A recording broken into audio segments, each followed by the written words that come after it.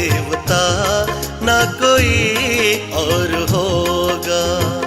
मेरे देवता के बराबर जहां में कहीं देवता ना कोई और होगा। जमाने में होंगे बड़े लोग पैदा, जमाने में होंगे बड़े लोग पैदा, दयानंद सा ना कोई और होगा। मेरे देवता के बराबर जहां में कई देवता ना कोई और होगा।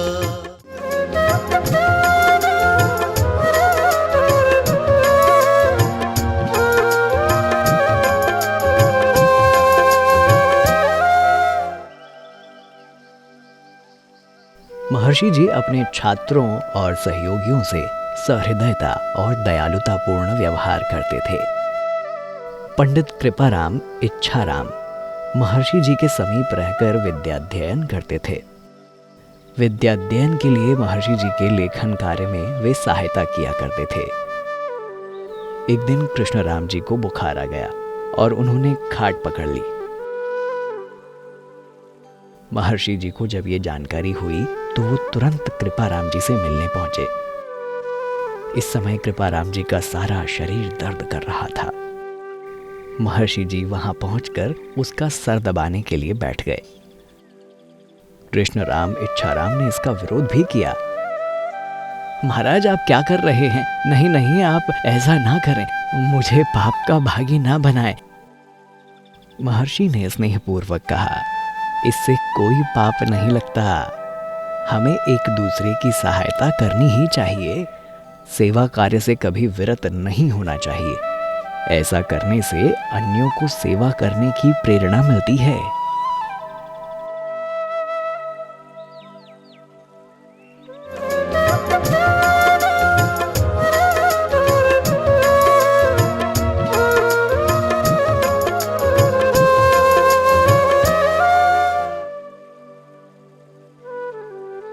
वलसाड होते हुए महर्षि जी दूसरी बार मुंबई पधारे। इस बार उनके भक्तों ने आर्य समाज की स्थापना के लिए विनम्र आग्रह किया। निश्चित हुआ कि आर्य समाज के नियमोपनियम की रचना कर लेनी चाहिए। श्री पानाचंद आनंद जी पारेख को सर्वसम्मति से आर्य समाज के नियमोपनियम के निर्माण का कार्यभार सौंप दिया। चैत्र सुदी 5 संवत 1932 सन 1875 दिन शनिवार को महर्षि जी के आशीर्वाद से मुंबई में आर्य समाज की स्थापना कर दी गई। आर्य समाज की स्थापना गिरगांव मोहल्ले में डॉक्टर माणिक चंद की वटिया में संध्या के समय हुई। इस सभा में दीन दुखियों की सेवा के लिए एक सेवक समिति का निर्माण भी किया गया। पानाचंद्र आनंद जी ने आर्य समाज के लिए 28 नियमों की रचना की। नियम स्वीकृत होने के पश्चात अधिकारियों का निर्वाचन सर्वसम्मति से संपन्न हुआ।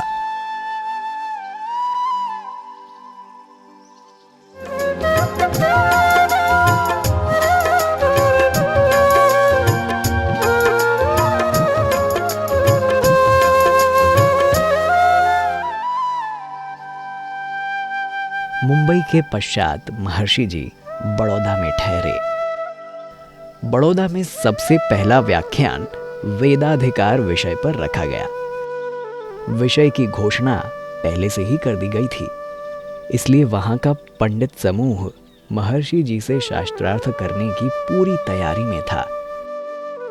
व्याख्यान में महर्षि जी ने वेद मंत्रों का उच्चारण किया। पंडित समूह एक साथ उठ खड़ा हुआ। इस व्याख्यान में अधिकारी गण भी उपस्थित थे। उन्होंने कारण पूछा तो पंडितों ने कहा, महर्षि दयानंद ने अनर्थ कर दिया। पवित्र वेदों के मंत्रों को सुनने का अधिकार सभी को नहीं है। इस सभा में मुसलमान भी हैं, शूद्र भी हैं। ऐसा पाप कर्म हम नहीं देख सकते। महर्षि जी ने कहा, वेद ईश्वरीय ज्ञान है और ईश्वर कभी किसी के साथ भेदभाव नहीं करता। अतः वेदों को पढ़ने और समझने और सुनने का अधिकार सभी को है। शास्त्रार्थ हुआ। शास्त्रार्थ की भाषा संस्कृत रही। शास्त्रार्थ के समय महर्षि जी सरल संस्कृत का उच्चारण करते थे ताकि सभी श्रोतागण लाभ उठा सकें। परंतु इस शास्त्रार्थ में वहां के पंडितों ने महर्षि जी को क्लिष्ट संस्कृत बोलने के लिए बाध्य किया। संस्कृत पर स्वामी जी का अद्वितीय अधिकार था। उन्होंने संस्कृत के विरल शब्दों का प्रयोग करना प्रारंभ कर दिया। संस्कृत समझे बिना उत्तर देना उन सब पंडितों के लिए संभव नहीं था। लगभग 2 घंटे तक वाद विवाद चलता रहा। पंडित जनों के शांत होकर बैठ जाने के अतिरिक्त कोई उपाय उनके पास शेष नहीं था। इस प्रकार उन्हें पराजय का मुख देखना पड़ा।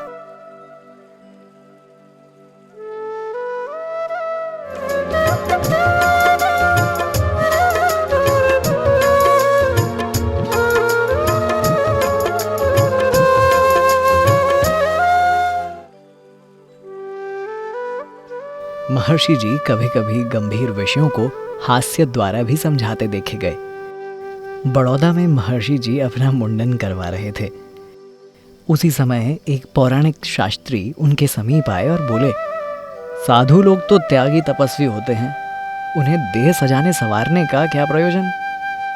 महर्षि जी ने हंसकर उत्तर दिया, यदि केशों को बढ़ाने में त्याग और तप है तो फिर रीछ सबसे ज्यादा बड़े तपस्वी और त्यागी हुए। देह को स्वस्थ और सुंदर रखना आवश्यक है, तभी व्यक्ति अपने को परोपकार के कार्यों में लगा सकता है। शास्त्री शांत हो गया और अपनी राह पकड़ ली।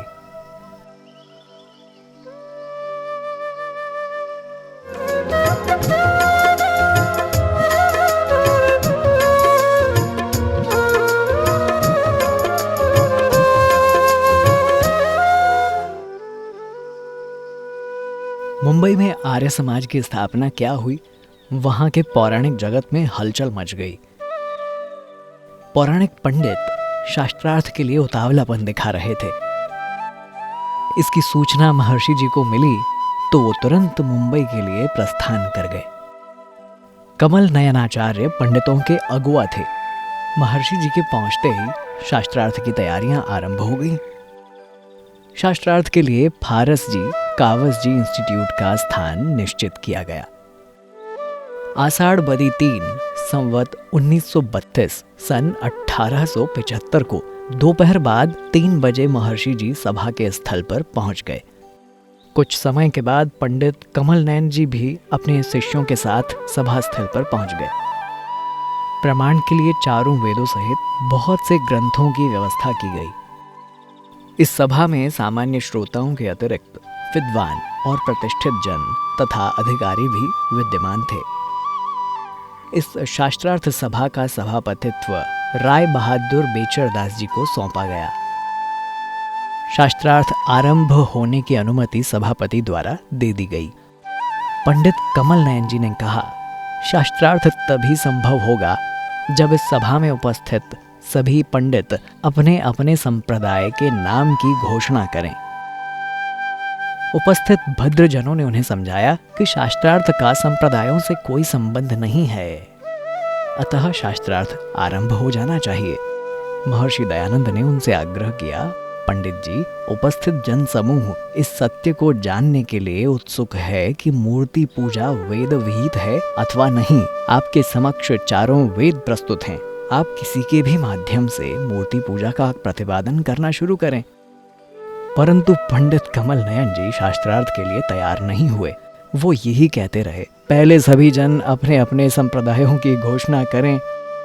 यही कहते हुए वो अपने शिष्यों सहित उठकर चले गए। महर्षि जी के प्रति उपस्थित जनों की श्रद्धा और बढ़ गई। महर्षि का पक्ष सत्य है। कमल नयनाचार्य के चले जाने से ये बात सिद्ध हो गई। श्रोताओं के पूछने पर महर्षि जी ने बताया, मूर्ति पूजा सनातन नहीं है, ये तो बौद्धों और जैनियों से प्रारंभ हुई है।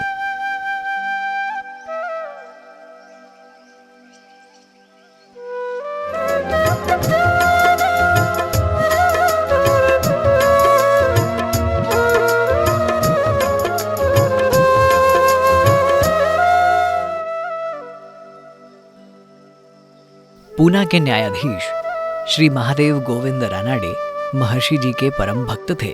उनकी इच्छा थी कि महर्षि जी कुछ दिन पूना में वास कर अपने प्रवचनों से लाभान्वित करें।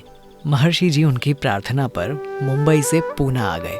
संवत 1932 सन 1875 में आषाढ़ बदी 13 का दिन था। महर्षि के पूना आगमन पर महादेव गोविंद रानाडे बड़े उत्साह में थे।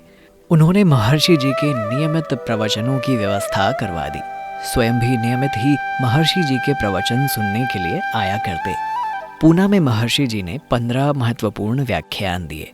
प्रबुद्ध जन उन व्याख्यानों से इतने प्रभावित हुए कि वो जहाँ भी बैठे मिल जाते वहीं महर्षि जी की विद्वत्ता की चर्चा करते। महर्षि का 15वां प्रवचन उनका स्वलिखित जीवन चरित्र था। पूना में अपने प्रवचनों का कार्य समाप्त करके भाद्रपद संवत 1932 सन 1875 में महर्षि जी मुंबई लौट आए। इस समय वे वेद भाष्य के कार्य में संलग्न थे। संस्कार विधि और आर्याभिविनय नामक पुस्तकें इससे पहले प्रकाशित हो चुकी थीं।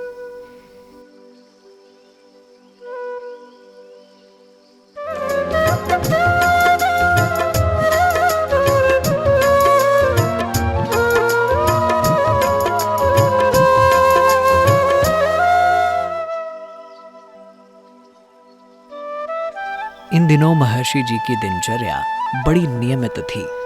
वे प्रातः 3 बजे उठ बैठते, शौच आदि से निवृत्त होकर स्नान कर लेते और फिर योगासन करते। योगासनों के पश्चात महर्षि जी प्राणायाम में व्यस्त हो जाते। इस कार्य से मुक्ति पाकर वे भ्रमणार्थ नगर से दूर निकल जाते। भ्रमण के दौरान वे इतनी तीव्र गति से चलते थे कि कोई भी भक्त उनके साथ भ्रमण नहीं कर पाता था। भ्रमण से लौटकर महर्षि जी एकांत में बैठकर साधना में खो जाते थे। ठीक 8 बजे तक महर्षि जी अपने ठिकाने पर लौट आते, घड़ी भर विश्राम कर दूध लेते और फिर लेखन कार्य में जुट जाते। लेखन कार्य 11 बजे तक होता रहता। महर्षि जी दोपहर के भोजन से पूर्व भी स्नान करते थे। स्नान करके भोजन करते और फिर आधा घड़ी बाईं करवट लेकर विश्राम करते। उसके पश्चात लेखन का कार्य प्रारंभ करते और सायंकाल 4 बजे तक करते रहते। लेखन कार्य से निवृत्त होकर महर्षि जी श्रद्धालुओं के साथ धर्म चर्चा करते और उनकी शंकाओं का समाधान करते। संध्या काल में उपासना तथा उसके बाद शंका समाधान, ये कार्य रात के लगभग 10 बजे तक चलता रहता। इन दिनों महर्षि जी रात में भोजन नहीं करते थे, केवल दुग्धाहार ही लेते। रात के 10 बजे के पश्चात महर्षि जी जागते नहीं थे। मुंबई से महर्षि जी ने प्रस्थान किया तो फर्रुखाबाद, कायमगंज, काशी, जौनपुर और अयोध्या होते हुए आश्विन सुदी नवमी संवत 1933 सन 1876 को लखनऊ नगर में आ गए। सरदार विक्रम सिंह आहलूवालिया की कोठी में उनके आवास का प्रबंध किया गया। लेखन कार्य के कारण महर्षि जी की व्यस्तताएं बढ़ गई थीं। प्रसिद्धि के कारण उनके कार्यक्षेत्र का विस्तार हो जाना स्वाभाविक था। उनके प्रवचनों से प्रभावित श्रद्धालुओं, जिज्ञासुओं और अन्य प्रशंसकों के पत्र उन्हें निरंतर मिलते रहते थे। उधर पुस्तकों का प्रकाशन आरंभ हो जाने के कारण छपाई एवं प्रूफ संबंधी पत्र भी उन्हें मिलते रहते।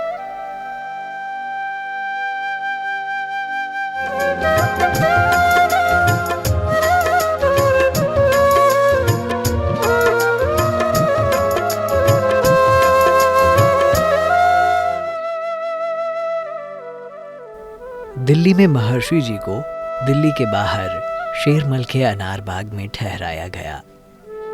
इसी स्थान पर उनके प्रवचनों की व्यवस्था भी हो गई। हजारों धर्म प्रेमी सज्जन उनकी सभाओं में उपस्थित होते। एक दिन एक मुसलमान श्रोता ने कहा, आप मूर्ति पूजा का खंडन करते हैं, ये प्रशंसा का कार्य है, ये इस्लाम के मुताबिक है। महर्षि जी बोले, मूर्ति पूजा ठीक नहीं है, वो नहीं होनी चाहिए। किंतु पौराणिकों की मूर्तियां तो छोटी भी होती हैं, पर मुसलमान तो बड़ी बड़ी मूर्तियां बनाते हैं। मकबरे, मज़ार, कब्र, जिन्हें हटाया जाना आसान थोड़ी है। फिर उस मुसलमान श्रोता ने महर्षि जी से आगे बात नहीं की।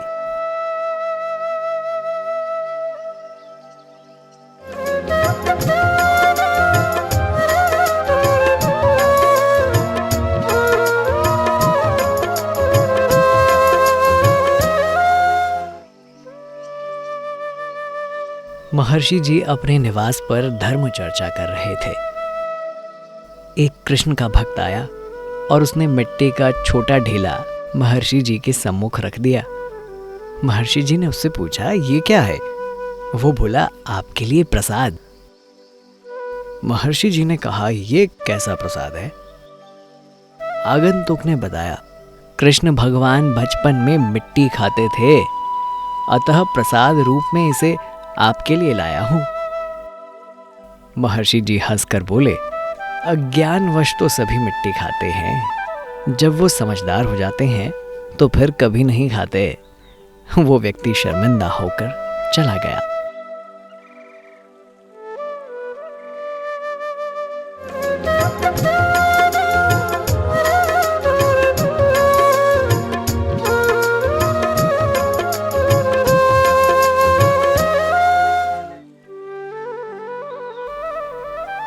देश की दुर्दशा महर्षि जी को सदैव व्यथित किए रहती थी। अज्ञान ही दुर्दशा का कारण है। इसके रहते अंधविश्वास पनपता है और आदमी रूढ़ियों के बंधन में फंसकर दुख और गरीबी भोगता रहता है। इसी बात को ध्यान में रखते हुए महर्षि जी ने दिल्ली में समाज सुधारकों की एक बैठक बुलवाई, जिसमें देश के विभिन्न समाज सुधारक सम्मिलित हुए। श्री केशव चंद्र सेन, सर सैयद अहमद खान, श्री हरिश्चंद्र चिंतामणि, श्री नवीन चंद्र राय, श्री कन्हैया लाल अलखधारी और श्री इंद्रमणि जैसे प्रसिद्ध सुधारक भी वहां उपस्थित थे। महर्षि दयानंद सरस्वती ने अपनी भावनाओं को उनके सम्मुख प्रस्तुत किया। उन्होंने कहा, देश निरंतर अधोगति की ओर जा रहा है, दरिद्रता बढ़ रही है, नैतिक पतन हो रहा है, लोग खुशहाल नहीं हैं। हमें मिलकर कोई ऐसा समाधान ढूंढना चाहिए जिससे ये देश अपनी खोई हुई गरिमा को पुनः प्राप्त कर सके, सुखी और समृद्ध जीवन जीने का मार्ग पा सके। परंतु वैचारिक सामंजस्य के अभाव में महर्षि जी की ये योजना सफल न हो सकी।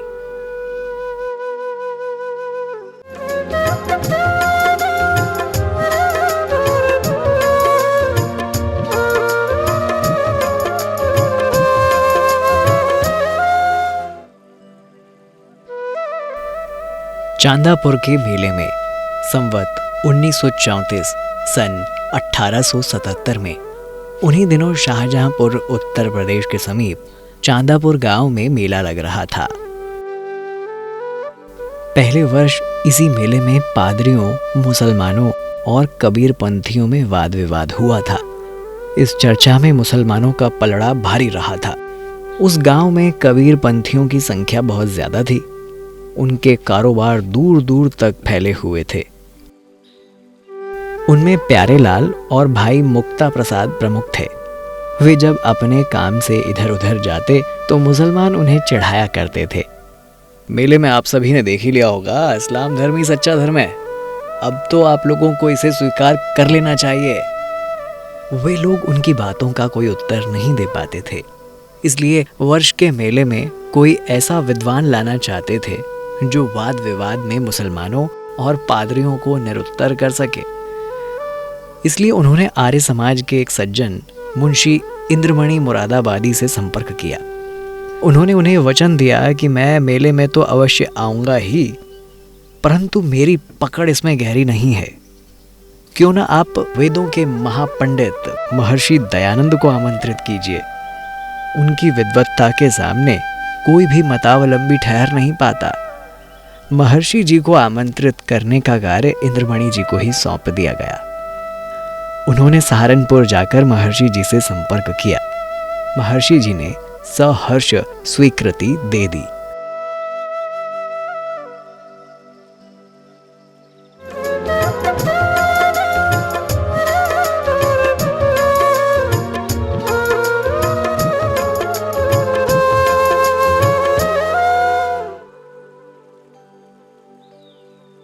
यथा समय मुंशी इंद्रमणि जी महर्षि जी को लेकर चांदापुर के मेले में पहुंच गए।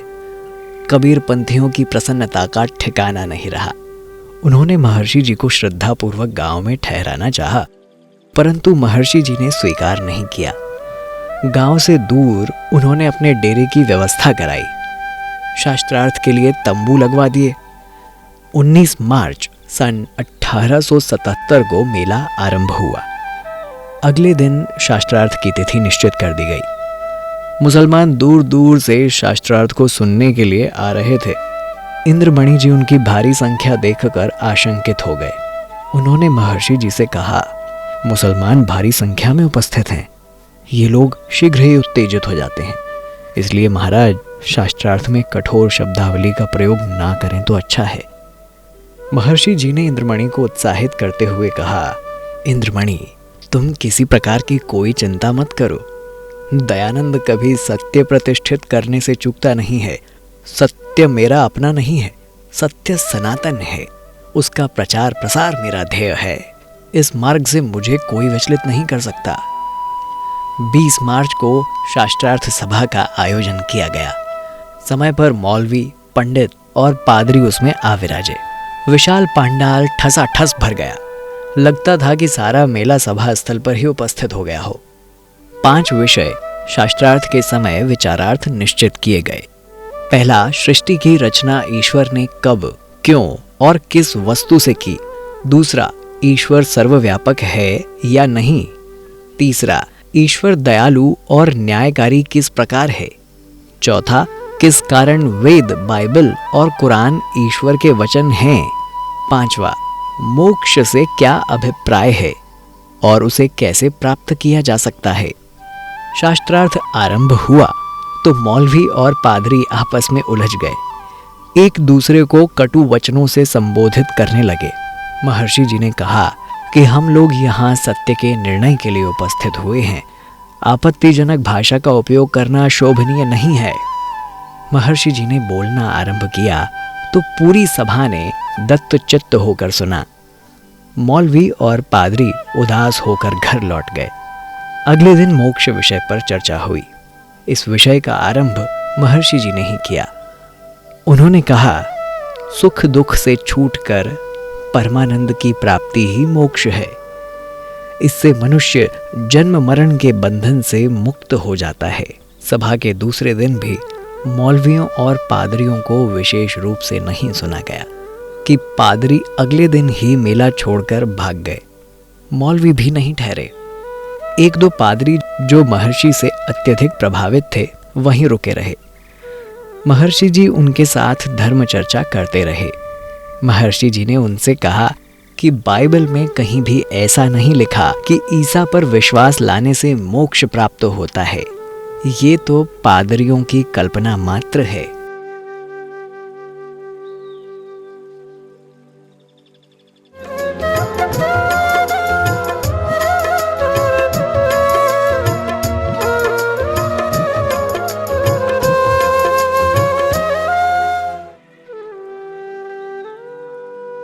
जिस दिन महर्षि जी लुधियाना पहुंचे वो संवत 1934 वैशाख बदी द्वितीया का दिन था। श्रद्धालुओं ने महर्षि जी के ठहरने का प्रबंध नगर से बाहर लाला वंशीधर जी के बगीचे में किया। इस नगर में महर्षि जी ने 7 प्रवचन दिए और अंतिम दिन श्रोताओं की शंका का समाधान किया। एक पादरी ने महर्षि जी से पूछा, क्या पुनर्जन्म होता है? महर्षि जी ने कहा, हाँ होता है। पादरी ने पूछा, किस प्रकार? इस पर महर्षि जी ने मनुष्यों द्वारा सुख दुख की अनुभूति आदि अनेक युक्तियों से पुनर्जन्म को सिद्ध करके उसकी जिज्ञासा को शांत कर दिया।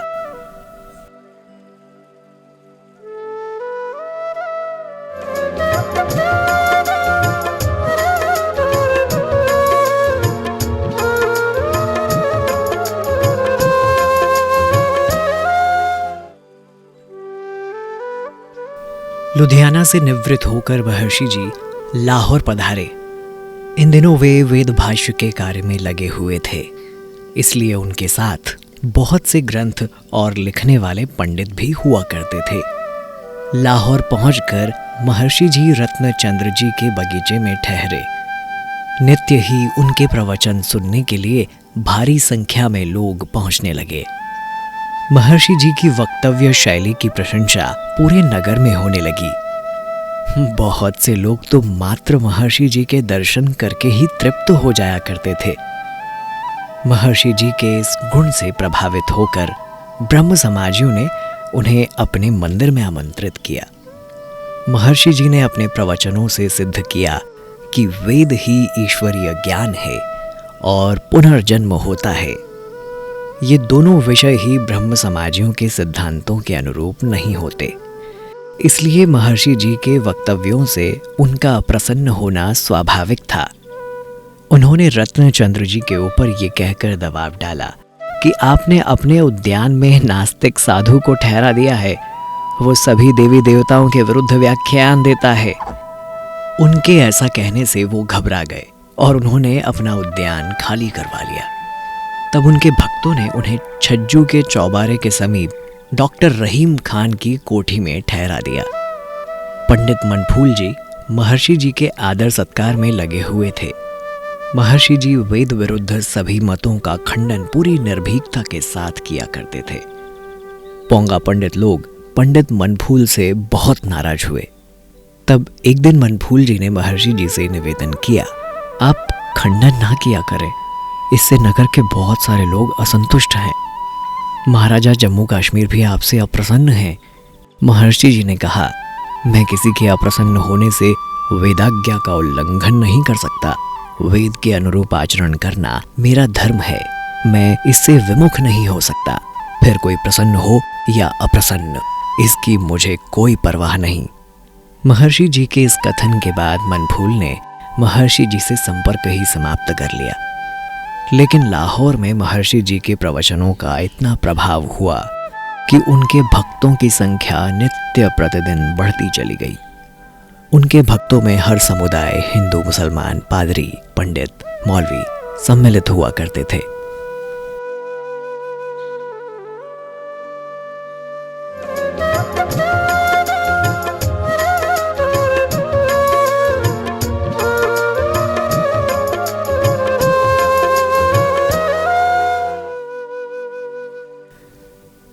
एक दिन पंडित शिवनारायण ने कहा, स्वामी जी, सामवेद में उल्लू की कहानी लिखी है। महर्षि जी ने उसके कथन को मिथ्या कहा, परंतु वो नहीं माना। महर्षि जी के समीप बहुत से श्रद्धालु धर्म चर्चा सुन रहे थे। आखिर में महर्षि जी ने सामवेद की प्रति उसके हाथ में देकर कहा, सामवेद में उल्लू की कहानी उपस्थित सभी सज्जनों को दिखा दीजिए। काफी समय तक पंडित शिवनारायण सामवेद की पृष्ठ उलटते रहे, परंतु उल्लू की कथा सामवेद में नहीं दिखा सके। उपस्थित सज्जनों के सम्मुख उन्हें बड़ा लज्जित होना पड़ा।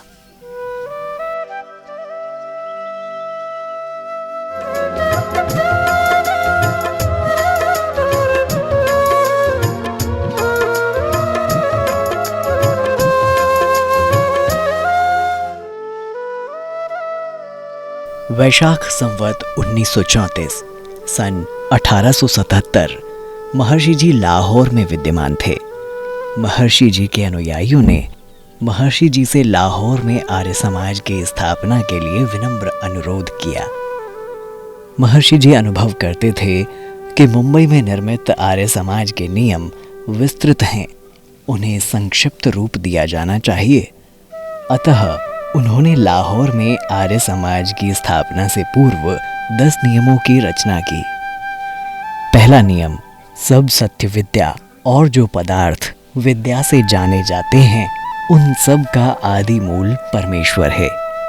2, ईश्वर सच्चिदानंद स्वरूप, निराकार, सर्वशक्तिमान, न्यायकारी, दयालु, अजन्मा, अनंत, निर्विकार, अनादि, अनुपम, सर्वाधार, सर्वेश्वर, सर्वव्यापक, सर्वांतर्यामी, अजर, अमर, अभय, नित्य, पवित्र और सृष्टिकर्ता है, उसी की उपासना करनी योग्य है। तीसरा, वेद सब सत्य विद्याओं का पुस्तक है। वेद का पढ़ना पढ़ाना और सुनना सुनाना सभी आर्यों का परम धर्म है। चौथा, सत्य के ग्रहण करने और असत्य को छोड़ने में सर्वदा उद्यत रहना चाहिए। पांचवा, सब काम धर्मानुसार अर्थात सत्य और असत्य को विचार करके करने चाहिए। छठा, संसार का उपकार करना इस समाज का मुख्य उद्देश्य है, अर्थात शारीरिक, आत्मिक और सामाजिक उन्नति करना। सबसे प्रीतिपूर्वक धर्मानुसार यथा योग्य वर्तना चाहिए। आठवां, अविद्या का नाश और विद्या की वृद्धि करनी चाहिए। नौवां, प्रत्येक को अपनी उन्नति में संतुष्ट न रहना चाहिए, किंतु सबकी उन्नति में अपनी उन्नति समझनी चाहिए। 10वां, सब मनुष्यों को सामाजिक सर्वहितकारी नियम पालने में परतंत्र रहना चाहिए और प्रत्येक हितकारी नियम पालने में सब स्वतंत्र रहें। आर्य समाज के इन नियमों की रचना कर महर्षि ने लाहौर में विधिवत आर्य समाज की स्थापना कर दी। ब्रह्म समाजियों ने तीसरे नियम को निकाल देने की शर्त पर आर्य समाज में सम्मिलित होने की इच्छा महर्षि जी के सम्मुख प्रस्तुत की, परंतु महर्षि जी ने उनकी शर्त मानने से इनकार कर दिया। राय बहादुर लाला मूलराज ने तीसरे नियम से सत्य शब्द हटाने का परामर्श महर्षि जी को दिया। महर्षि जी ने कहा, ऐसा संभव नहीं। वेद सब सत्य विद्याओं का निर्विवाद पुस्तक है। महर्षि जी ने लाहौर में आर्य समाज का पहला सत्संग डॉक्टर रहीम खान जी की कोठी पर ही किया। नवनिर्मित आर्य समाज के 10 नियमों का पाठ किया गया। इसके साथ ही मुंबई में पारेख जी द्वारा निर्मित नियम निरस्त कर दिए गए। वेद विरुद्ध मतखंडन से पौराणिक जगत में भारी अशांति व्याप्त हो गई थी। वे किसी भी भांति महर्षि जी को कष्ट पहुंचाने के यत्न में लगे रहते।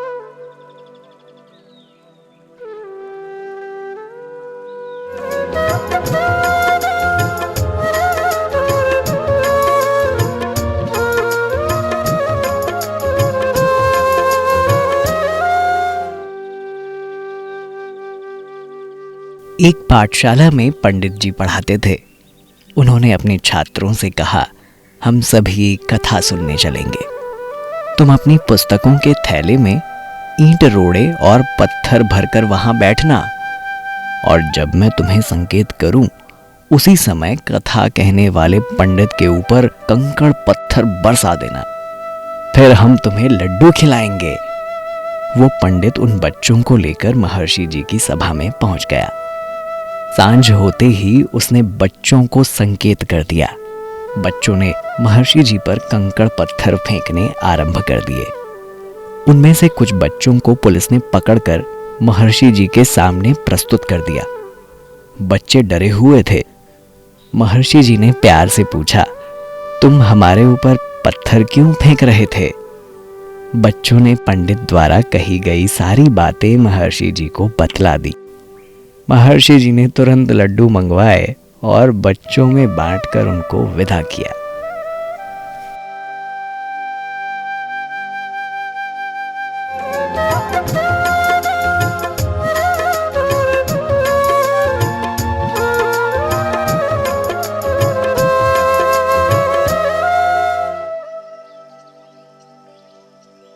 महर्षि जी के उपदेश के लिए एक बड़ा मंच बना दिया गया, जिससे श्रोतागण भली भांति उनका उपदेश सुन सकें।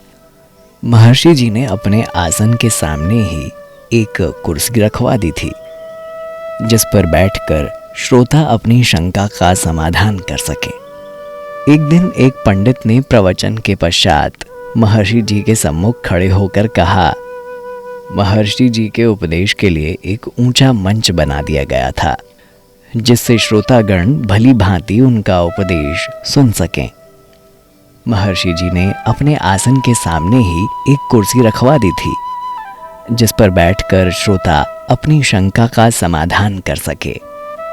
एक दिन एक पंडित ने प्रवचन के पश्चात महर्षि जी के सम्मुख खड़े होकर कहा, आप हमको नीचे आसन पर बैठने को कहते हैं, स्वयं ऊंचे आसन पर बैठते हैं।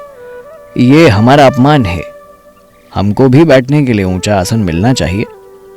महर्षि जी ने कहा, ऊंचे स्थान पर बैठने से कोई ऊंचा नहीं होता। यदि किसी राजा के मुकुट पर कोई मक्खी या मच्छर बैठ जाए तो वो ऊंचा कैसे हो सकता है? और यदि आप ऊंचे पर बैठना ही चाहते हैं तो इस कुर्सी को मेज पर रख कर बैठ जाइए।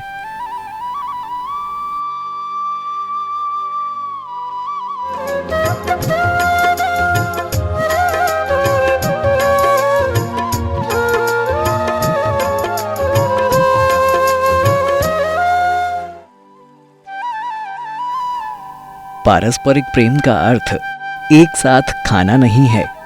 महर्षि जी को सुनने के लिए सभी धर्मावलंबी इच्छुक रहते थे। सरकारी अधिकारी भी उनकी सभा में उपस्थित रहते। पादरी क्लार्क उनको सुनने के लिए नित्य ही सभा में आते थे। एक दिन उन्होंने महर्षि जी से आग्रह किया कि क्यों ना हम एक साथ बैठकर भोजन करने की व्यवस्था करें। ऐसा करने से आपसी प्रेम में बढ़ोतरी होगी। उनकी बात सुनकर महर्षि जी मुस्कुराए और बोले, आप और रोमन कैथोलिक एक ही साथ बैठकर खाते हैं। शिया और सुन्नी मुसलमान भी एक ही बर्तन में साथ बैठकर खाते हैं। फिर उनमें तो झगड़े कभी नहीं होने चाहिए। क्लार्क महोदय आगे कुछ नहीं बोल सके।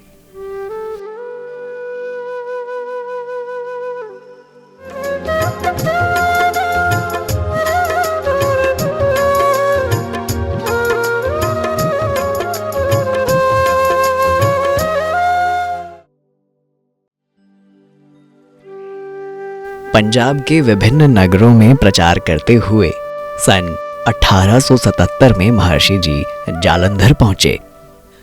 उनकी सभा में सरदार विक्रम सिंह जी भी आया करते थे। वो 2 घोड़ों वाली बग्घी में बैठकर आया करते थे। एक दिन महर्षि जी ब्रह्मचर्य के संबंध में उपदेश दे रहे थे। प्रवचन के अंत में विक्रम सिंह जी ने महर्षि जी से निवेदन किया, क्या सचमुच ब्रह्मचर्य में इतनी शक्ति है जितनी आपने वर्णित की है? महर्षि जी ने उत्तर दिया, हाँ, ब्रह्मचर्य में इतनी ही शक्ति होती है। विक्रम सिंह जी बोले, महर्षि जी, आप भी तो ब्रह्मचारी हैं, हमें आप में तो इतनी शक्ति प्रतीत नहीं होती। महर्षि जी उस समय तो कुछ नहीं बोले। सत्संग के पश्चात विक्रम सिंह जी घर जाने लगे। उन्होंने घोड़ों को हाँका, परंतु वे आगे नहीं बढ़ सके।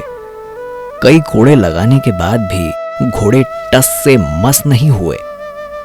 विक्रम सिंह जी ने जैसे ही पीछे मुड़कर देखा तो महर्षि जी को देखते रह गए। महर्षि जी बग्घी का पहिया पकड़े हुए थे। विक्रम सिंह जी बग्घी से नीचे उतरे और महर्षि जी के चरण छूकर बोले, मुझे अपने प्रश्न का उत्तर मिल गया है महाराज।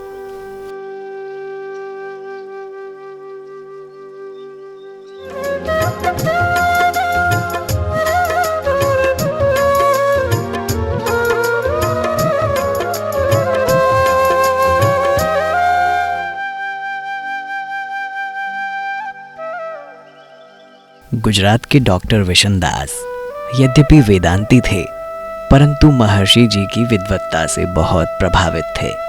उन्होंने महर्षि जी से निवेदन किया कि लाहौर से निवृत्ति पाकर गुजरात की जनता को उपकृत करने की कृपा करें।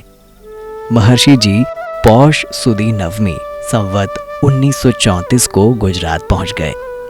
एक दिन दमदमे में विश्राम किया। अगले दिन फतेहनगर जाकर ठहर गए। प्रवचनों के पश्चात पंडित, पादरी और मौलवी विभिन्न धार्मिक संगठनों पर चर्चा करते और शंका का समाधान महर्षि जी से करवाते। महर्षि जी उस समय तक समझाते जब तक जिज्ञासु की जिज्ञासा शांत न हो जाती। महर्षि जी अपने तर्कों और प्रमाणों से मिथ्यावादियों के मुंह बंद करवा देते थे। एक दिन कुछ लोगों ने परामर्श किया कि दयानंद से कोई ऐसा प्रश्न पूछा जाए कि वो निरुत्तर हो जाए। उन्होंने निश्चय किया कि अगली सभा में महर्षि जी से पूछेंगे कि आप ज्ञानी हैं अथवा अज्ञानी। यदि उन्होंने कहा कि हम तो ज्ञानी हैं, तो हम उनसे कहेंगे आप तो घमंडी हैं। विद्वान कभी घमंडी नहीं होते। और यदि उन्होंने कहा कि अज्ञानी हैं, तो हम झट से कह देंगे फिर दूसरों को आप क्या शिक्षा देंगे। ऐसा प्रश्न सोचकर वो सभी प्रसन्न हुए और महर्षि जी के पास गए। उनके समीप बैठकर एक ने प्रश्न किया, महर्षि जी, आप ज्ञानी हैं अथवा अज्ञानी हैं? महर्षि जी ने तुरंत उत्तर दिया, मैं ज्ञानी भी हूं और अज्ञानी भी। पंडितों में से एक ने फिर प्रश्न किया, दोनों कैसे हो सकते हैं? महर्षि जी ने उत्तर दिया, जिन विषयों को मैं जानता हूं उनमें ज्ञानी हूं और जिन विषयों को मैं नहीं जानता उनमें अज्ञानी हूं। पंडितों के पास अब कोई प्रश्न शेष नहीं रहा। वे चुपचाप उठकर चले गए। मार्ग में चर्चा करने लगे कि महर्षि को विद्वत्ता में कोई परास्त नहीं कर पाता। बड़ा असंभव कार्य है।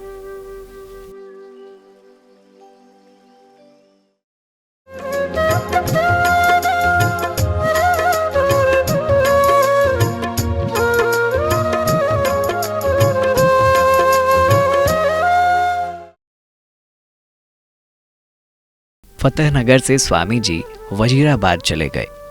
पौराणिक पंडितों को जब उनके आगमन की सूचना मिली तो वो वहां से भाग निकले। कुछ उद्दंडी लोगों ने वासुदेव नाम के शाक्त पंडित को रुपयों का लोभ देकर शास्त्रार्थ करने के लिए महर्षि के पास भेज दिया और स्वयं उसके पीछे हो लिए। इससे पूर्व उस नगर के लोगों ने ऐसा वाद नहीं देखा था, इसलिए हजारों लोग वहां पर उपस्थित हो गए। वाद का विषय मूर्ति पूजा रखा गया था। वासुदेव ने मूर्ति पूजा का समर्थन किया तो महर्षि जी ने उनसे वेद का प्रमाण मांगा। उसको वेदों का ज्ञान नहीं था। मूर्ति पूजा के समर्थन में उसने एक श्लोक पढ़ दिया। महर्षि जी ने कहा कि ये वेद मंत्र नहीं है। महर्षि जी उन दिनों वेद अपने साथ में रखा करते थे। उन्होंने वासुदेव से कहा, वेद तुम्हारे सामने प्रस्तुत हैं, इनमें ये श्लोक ढूंढ कर बताइए जो आपने अभी बोला। वेदों को सामने देखकर वासुदेव की बोलती बंद हो गई और इससे आहत हुए हुड़दंगियों ने हुड़दंग करना प्रारंभ कर दिया। उन्होंने महर्षि के ऊपर ईंट पत्थर फेंकना शुरू कर दिया। उन्हें सुरक्षित लेकर अपने आवास पर आ गए। उन दिनों वे राजा फकीरुल्लाह के बगीचे में ठहरे हुए थे। बाद में दंगाई भी वहां पहुंच गए, लेकिन कुछ बिगाड़ ना सके।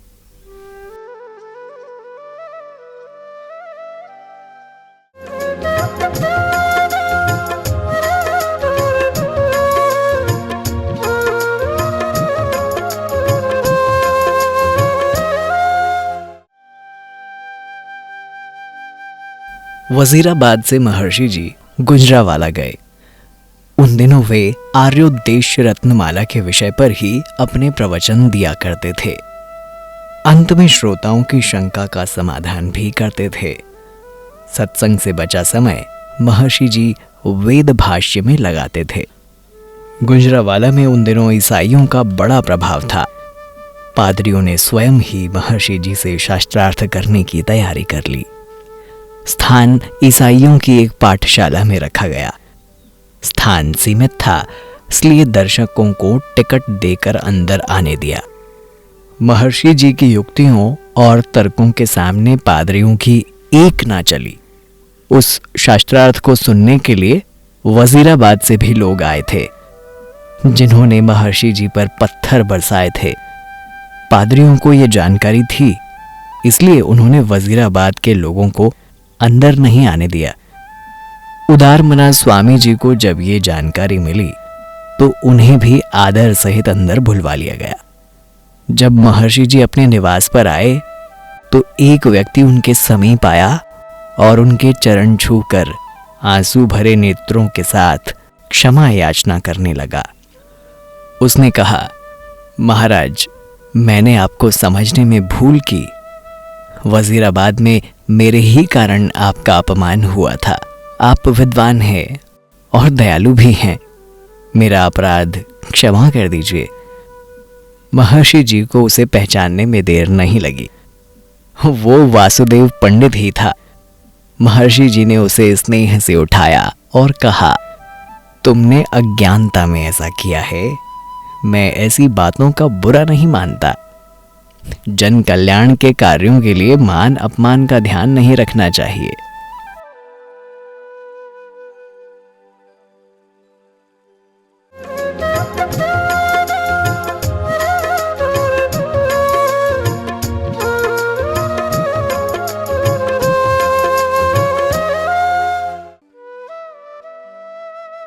महर्षि जी जिस नगर में भी ठहरते, नित्य नियम से प्रातः सायं भ्रमण के लिए अवश्य जाते।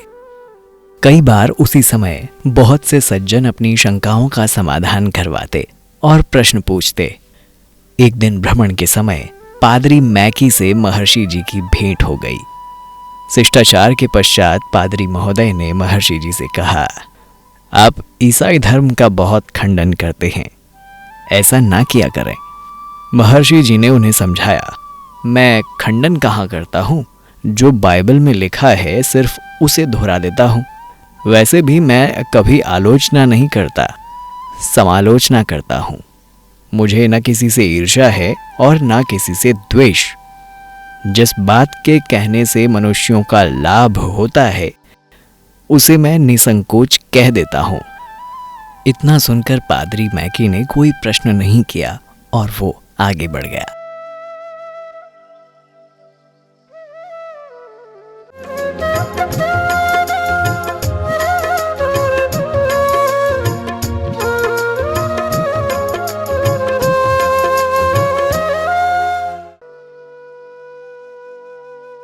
सत्य उपदेश मेरा धर्म। महर्षि जी पुनः लाहौर लौट गए थे। इस बार उनके ठहरने की व्यवस्था नगर से बाहर उद्यान में बनी कोठी में की गई। ये उद्यान नवाब नवाजिश अली खान का था। महर्षि जी पक्षपात रहित होकर स्वतंत्र मति से उपदेश करते थे। उपदेश जिनके अनुरूप नहीं बैठता था वो विरोध में खड़े हो जाते थे और उद्दंडता पर उतर आते थे। परंतु महर्षि दयानंद किसी के भी व्यवहार से न कभी उत्तेजित होते और ना ही किसी के दबाव से अपने विषय में परिवर्तन करते। स्वामी जी को नवाब की कोठी में ठहराया गया। उन दिनों महर्षि इस्लाम पर चर्चा कर रहे थे। मुसलमान उनकी समीक्षात्मक टिप्पणियों से असंतुष्ट हो गए। एक दिन प्रवचन के अंत में एक मुसलमान ने महर्षि जी से कहा, नवाब साहब ने रहने के लिए आपको कोठी दी और आपने यहीं ठहरकर इस्लाम पर कटु चर्चा करना आरंभ कर दी। वो आपसे नाराज हो सकते हैं। महर्षि जी ने उत्तर दिया, कोई मुझसे अप्रसन्न हो या प्रसन्न, सत्य का उपदेश करना मेरा धर्म है, जिसे मैं किसी के दबाव में आकर छोड़ नहीं सकता। उस महाशय ने आगे कोई चर्चा नहीं की। लाहौर से पंडित जी अमृतसर पधारे। सरदार भगवान सिंह के निवास पर उनके रहने की व्यवस्था की गई। वो स्थान काफी बड़ा था। एक ही साथ हजारों व्यक्ति उसमें बैठ सकते थे।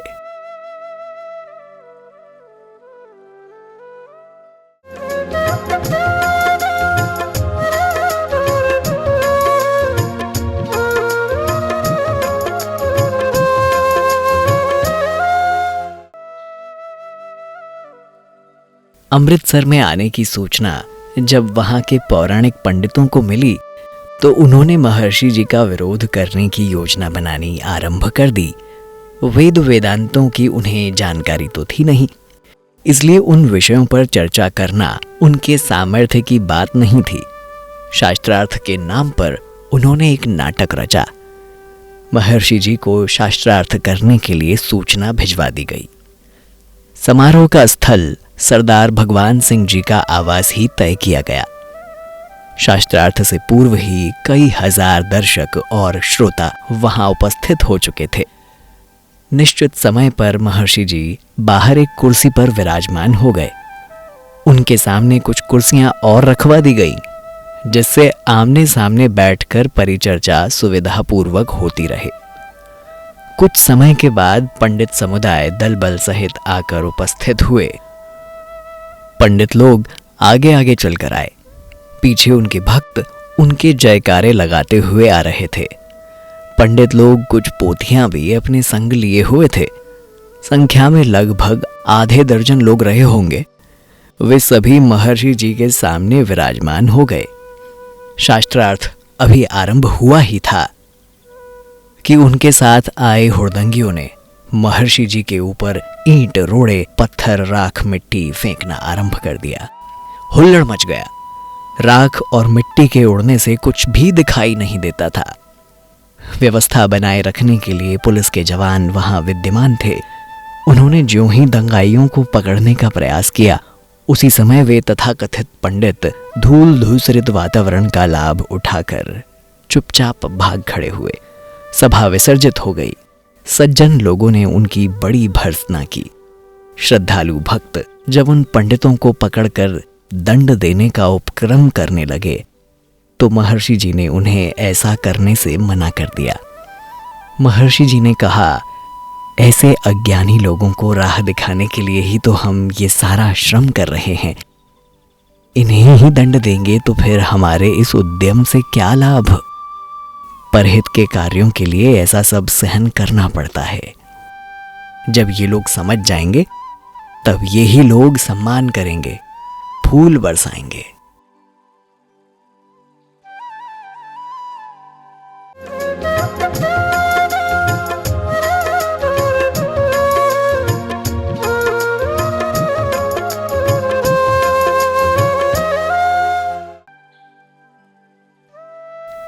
महर्षि जी समझते थे कि समाज सुधार के बिना देश का उत्थान संभव नहीं है।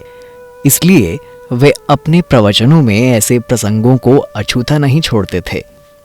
उनके प्रवचन इतने युक्ति युक्त होते थे कि सभाओं में राज्याधिकारियों के अतिरिक्त दूसरे धर्मावलंबी भी रुचि रखते थे। एक प्रवचन में निर्मले साधु उपस्थित हुए। वे सभी भिक्षा वृत्ति से अपनी जीविका चलाया करते थे। उन्हें देखकर महर्षि जी ने कहा, जिस देश में लाखों लोग रात में निराहार सो जाते हों, बच्चों के लिए पढ़ने की सुविधा ना हो, स्त्रियां पूरा जीवन अभाव में गुजार देती हों, जिन्हें तन ढकने के लिए पूरा वस्त्र भी ना मिलता हो, जहां अनाज के एक एक दाने के लिए लोग तरसते हों, वहां लोटे और तूंबे लेकर मांगना खाना शोभा की बात नहीं है। सभी को परिश्रम करके अपनी अपनी आजीविका चलानी चाहिए। अमृतसर में प्रचार कार्य संपन्न करके महर्षि जी लुधियाना, अंबाला में प्रवचन करते हुए श्रावणी बदी 15 संवत 1935 में रुड़की नगर में जा विराजे।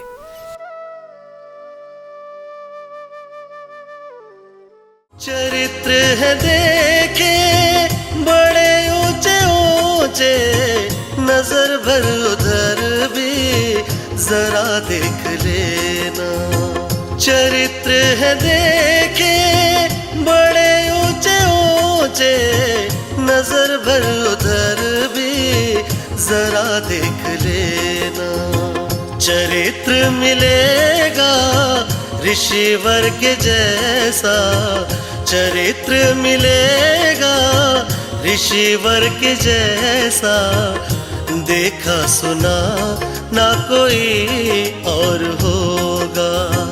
मेरे देवता के बराबर जामे, कहीं देवता ना कोई और होगा।